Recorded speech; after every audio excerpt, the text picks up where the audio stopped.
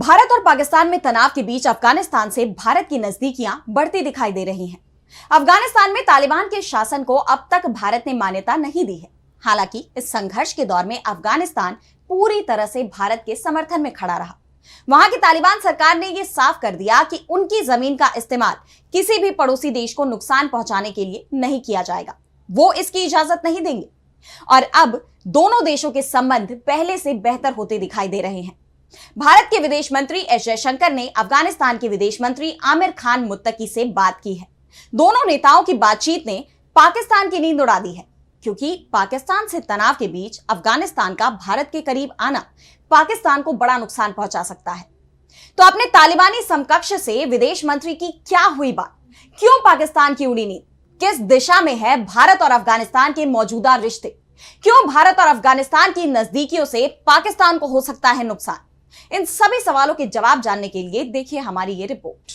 तो भारत और पाकिस्तान में संघर्ष के दौरान दोनों देशों के विदेश नीति, इस संघर्ष पर अलग अलग देशों का रुख चर्चा का विषय बना रहा। एक तरफ जहां भारत को Israel, America, Britain, Nepal, Afghanistan जैसे देशों का पूरा समर्थन मिला, तो पाकिस्तान के समर्थन में महज चीन और तुर्की जैसे देश दिखाई दिए, जो पहले ही पाकिस्तान की चिंता को बढ़ा रहा था। लेकिन अब जिस तरह से भारत और अफगानिस्तान के बीच नजदीकियां बढ़ रही हैं, उससे पाकिस्तान को जबरदस्त झटका लगा है। भारत के विदेश मंत्री एस जयशंकर की उनके तालिबानी समकक्ष आमिर खान मुत्तकी से बात हुई है। भारत और पड़ोसी देश अफगानिस्तान के बीच पिछले 5 महीने में 3 बार से ज्यादा बार बातचीत हो गई है, लेकिन यह पहली बातचीत है जिसे सार्वजनिक रूप से स्वीकार किया गया, जो ये दर्शाता है कि दोनों देशों के बीच रिश्ते अब मजबूत होते जा रहे हैं। इस दौरान विदेश मंत्री एस जयशंकर ने पाकिस्तान की तरफ से दोनों देशों के बीच अविश्वास पैदा करने की कोशिशों को खारिज किए जाने का स्वागत किया।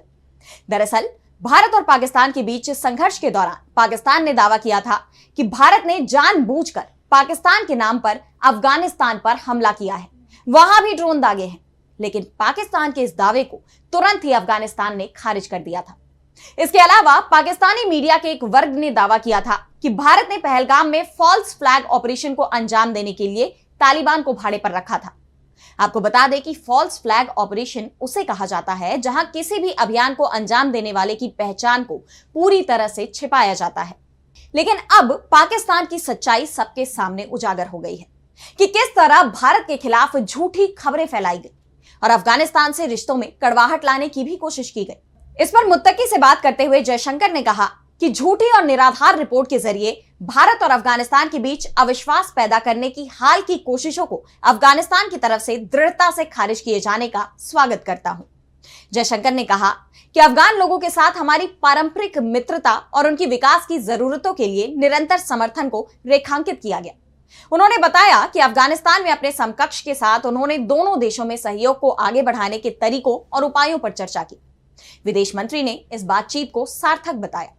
दोनों नेताओं की यह बातचीत इसलिए भी अहम मानी जा रही है क्योंकि इससे पाकिस्तान परेशान हो सकता है।